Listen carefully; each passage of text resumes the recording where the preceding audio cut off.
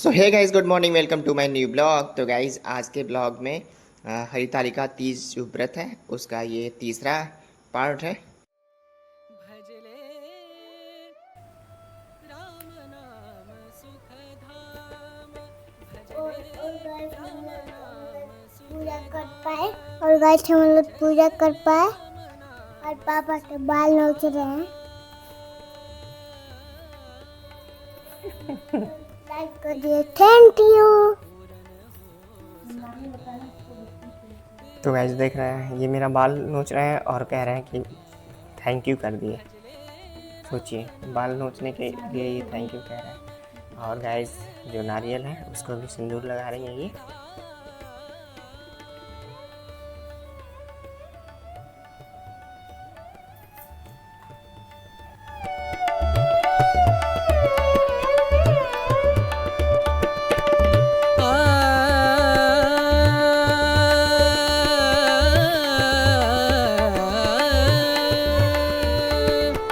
संत समागम संत समागम संत समागम संत समागम करे निरंतर संत समागम करे निरंतर जग से हो परात जग से हो परात ब्रह्मानंद परम पद पावे ब्रह्मानंद ब्रह्मानंद परम पद पावे मन होवे निष्काम मनवा मन होवे निष्काम भजले राम नाम सुख धाम भजले राम नाम सुख धाम भजले राम नाम सुख धाम राम नाम सुख गाइस देखिए अभी गणेश जी को दूध चढ़ा रही हैं जिसको दुर्वा भी बोलते हैं। भजले राम नाम सुख धाम भजले राम नाम सुख धाम भजले राम और गाइस अभी ये सुख धाम हाथ में संकल्प लेकर के और पुस्तक को पढ़ेंगे। कथा सुनो, ठीक है। हरतालिका तीज की कथा, हल्का की कटा। ठीक है। तो पहले इसकी विधि जानते हैं, का व्रत कब और क्यों करते हैं, ठीक है, कथा कहने से पहले। तो हरतालिका तीज का यह प्रसिद्ध व्रत भादो मास के शुक्ल पक्ष में तृतीया को किया जाता है। तृतीया तिथि को किए जाने के कारण स्त्रियों में यह व्रत अधिकतर तीजों नाम से जाना जाता है। कुंवारी लड़कियों में यह व्रत इच्छित वर पाने की आशा से तथा विवाहित स्त्रियां सुहाग की रक्षा और पति सुख की कामना करके करती हैं। प्राचीन काल से चल रही मान्यता है कि इस व्रत को करने वाली स्त्रियां पार्वती के समान सुखपूर्वक जीवन यापन करके शिवलोक को प्राप्त होती हैं।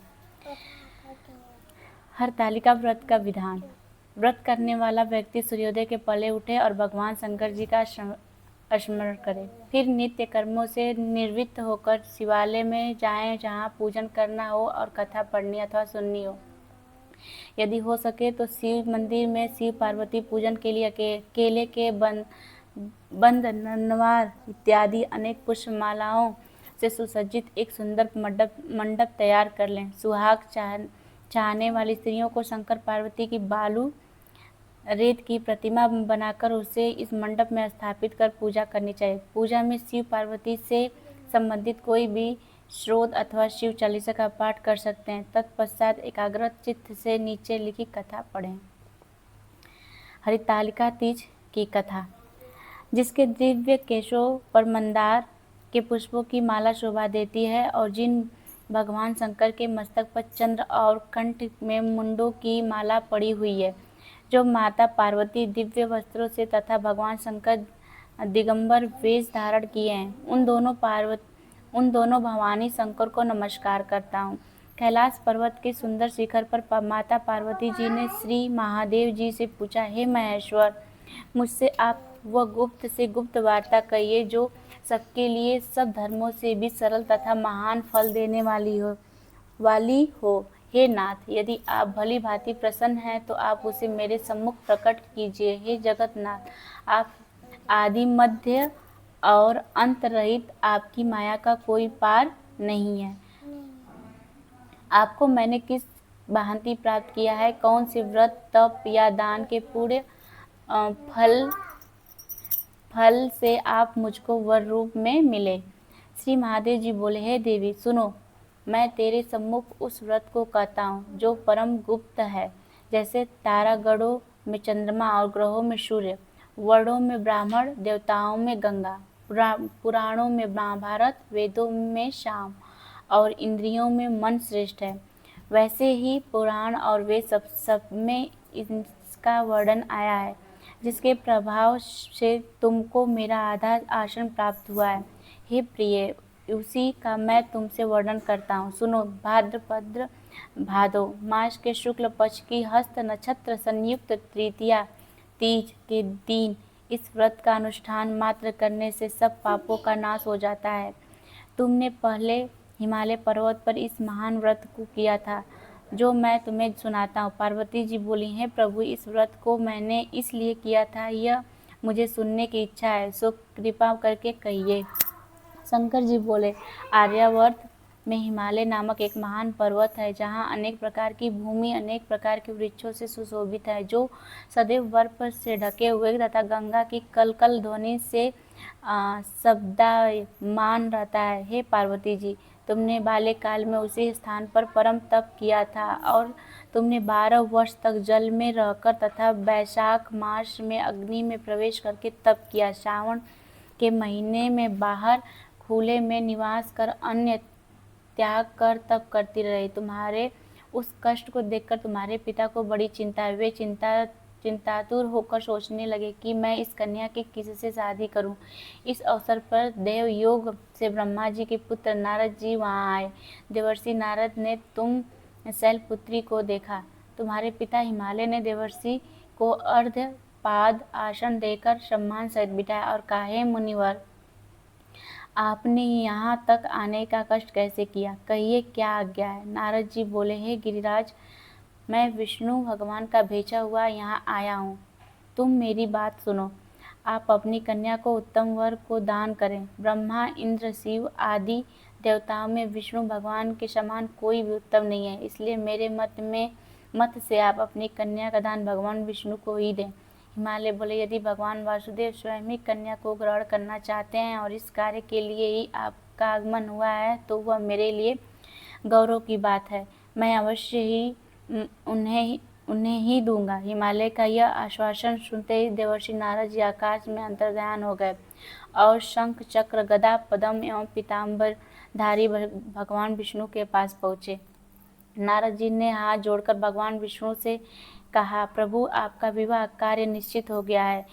इधर हिमालय ने पार्वती जी से प्रसन्नता पूर्वक कहा, हे पुत्री, मैंने तुमको गरुड़ ध्वज भगवान विष्णु को अर्पण कर दिया है। पिता के इन वाक्यों को सुनते ही पार्वती जी अपनी सहेलियों के घर गई और पृथ्वी पर गिरकर अत्यंत दुखित होकर विलाप करने लगी। उनको विलाप करते हुए देखकर सखी बोली, हे देवी, तुम किस कारण से दुख पाती हो? मुझे बताओ, मैं अवश्य ही तुम्हारी इच्छा पूर्ण करूंगी। पार्वती बोली, हे सखी, सुन, मेरी जो मन की अभिलाषा है सुनाती हूँ। मैं श्री महादेव जी को वरण करना चाहती हूँ। मेरे इस कार्य को पिताजी ने बिगाड़ना चाहा, इसलिए मैं निसंदेह इस शरीर का त्याग करूंगी। पार्वती के इन वचनों को सुनकर सखी ने कहा, हे देवी, जिस वन को तुम्हारे पिताजी ने न देखा हो तुम वहाँ चली जाओ। तब हे देवी पार्वती, तुम अपनी सखी का यह वचन सुन ऐसे ही वन को चली गई। पिता हिमालय ने तुमको घर पर न पाकर सोचा कि मेरी पुत्री को कोई देव, दानव अथवा किन्नर हरण करके ले गया। मैंने नारद जी को वचन दिया था कि मैं पुत्री का गरुड़ ध्वज भगवान के साथ वरण करूंगा। हाय, अब यह कैसे पूरा होगा? ऐसा सोचकर वे बहुत चिंतातुर होकर मूर्छित हो गए। तब सब लोग हाहाकार करते हुए दौड़े और मूर्छा दूर होने पर गिरिराज से बोले कि हमें आप अपनी मूर्छा का कारण बताओ। हिमालय बोले, मेरे दुख का कारण यह है कि मेरी रत्न रूपी कन्या को कोई हरण कर ले गया, या सर्प डस गया, या किसी सिंह या व्याध ने मार डाला। वह न जाने कहाँ चली गई, या उसे राक्षस ने मार डाला है। इस प्रकार कहकर गिरिराज दुखित होकर ऐसे कांपने लगे जैसे तीव्र वायु के चलने पर कोई वृक्ष कांपता है। तत्पश्चात हे पार्वती, तुम्हें गिरिराज साथियों सहित घने जंगलों में ढूंढने निकले। सिंह, व्याध, रीछ आदि हिंसक जंतुओं के कारण वन महाभयानक प्रतीत होता था। तुम बेसखी के साथ भयानक जंगल में घूमती हुई वन में एक नदी के तट पर एक गुफा में पहुंची। उस गुफा में तुम अपनी सखी के साथ प्रवेश कर गई, जहां तुम अन्न जल का त्याग करके बालू का लिंग बनाकर मेरी आराधना करती रही। उस समय पर भाद्रपद मास की हस्त नक्षत्र युक्त तृतीया के दिन तुमने मेरा विधि विधान से पूजन किया तथा रात्रि को गीत गायन करते हुए जागरण किया।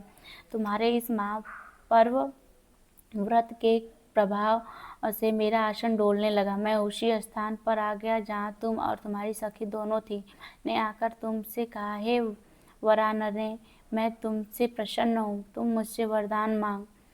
तब तुमने कहा कि हे देव, यदि आप मुझसे प्रसन्न हैं तो आप महादेव जी ही हैं, मेरे पति हो। मैं तथास्तु ऐसा कहकर कैलाश पर्वत को चला गया और तुमने प्रभात होते ही मेरी उस बालू की प्रतिमा को नदी में विसर्जित कर दिया। हे शुभे, तुमने वहां अपनी सखी सहित व्रत का पारायण किया। इतने में तुम्हारे पिता हिमवान भी तुम्हें ढूंढते ढूंढते उसी घने वन में आ पहुँचे। उस समय उन्होंने नदी के तट पर 2 कन्याओं को देखा तो वे तुम्हारे पास आ गए और तुम्हें हृदय से लगाकर रोने लगे और बोले, बेटी, तुम इस सिंह व्याध युक्त घने जंगल में क्यों चली आई? तुमने कहा, हे पिता, मैंने पहले ही अपना शरीर शंकर जी को समर्पित कर दिया था, किंतु आपने इसके विपरीत कार्य किया, इसलिए मैं वन में चली आई। ऐसा सुनकर हिमवान ने तुमसे कहा कि मैं तुम्हारी इच्छा के विरुद्ध यह कार्य नहीं करूँगा। तब वे तुम्हें लेकर घर को आए और तुम्हारा विवाह मेरे साथ कर दिया। हे प्रिय, उसी व्रत के प्रभाव से तुमको मेरा अर्धासन प्राप्त हुआ है। इस व्रत राज को मैंने भी अभी तक किसी के सम्मुख वर्ण नहीं किया है। हे देवी, अब मैं तुम्हें यह बताता हूँ कि इस व्रत का यह नाम क्यों पड़ा। तुमको सखी हरण करके ले गई थी, इसलिए हर तालिका नाम पड़ा। पार्वती जी बोली, हे स्वामी, आपने इस व्रत राज का नाम तो बता दिया, किंतु मुझे इसकी विधि एवं फल भी बताइए कि इसके करने से किस फल की प्राप्ति होती है। तब भगवान शंकर जी बोले, इस स्त्री जाति के अति उत्तम व्रत की विधि सुनिए। सौभाग्य की इच्छा रखने वाली स्त्रियां इस व्रत को विधि पूर्वक करके केले के खम्भों से मंडप बनाकर इसे वंदनवारों से सुशोभित करें। उसमें विविध रंगों के उत्तम रेशमी वस्त्र की चांदनी ऊपर तान दें। चंदन आदि सुगंधित द्रव्यों को लेपन करके स्त्रियां एकत्र हों। शंख, भेरी, मृदंग आदि बजावें। विधि पूर्वक मंगलाचार करके श्री गौरी शंकर की बालू निर्मित प्रतिमा स्थापित करें। फिर भगवान शिव पार्वती जी का गंध, धूप, पुष्प आदि से विधि पूर्वक पूजन करके अनेकों नैवेद्यों का भोग लगावें और रात्रि को जागरण करके नारियल, सुपारी, जनवारी, नींबू, लौंग, अनार, नारंगी आदि ऋतु फलों तथा फूलों को एकत्रित करके धूप, दीप आदि से पूजन करके कहें, हे कल्याण स्वरूप शिव, हे मंगल रूप शिव, हे मंगल रूप महेश्वरी, हे शिवे, सब कामनाओं को देने वाली देवी, कल्याण रूप तुम्हें नमस्कार है। कल्याण स्वरूप माता पार्वती, हम तुम्हें नमस्कार करते हैं। हे ब्रह्मा रूपिणी जगत का पालन करने वाली माँ, आपको नमस्कार करते हैं। हे सिंह वाहिनी, मैं सांसारिक भय से व्याकुल हूँ, तुम मेरी रक्षा करो। हे महेश्वरी, मैंने इसी अभिलाषा से आपका पूजन किया है। हे पार्वती माता, आप मेरे ऊपर प्रसन्न होकर मुझसे सुख और सौभाग्य प्रदान कीजिए। इस प्रकार के शब्दों द्वारा उस उमा सहित शंकर जी का पूजन करके करें। विधि पूर्वक कथा सुनकर गौ, वस्त्र, आभूषण आदि ब्राह्मणों को दान करें। इस प्रकार से व्रत करने वालों के सब पाप नष्ट हो जाते हैं। जय भगवान जी। चलो समझ में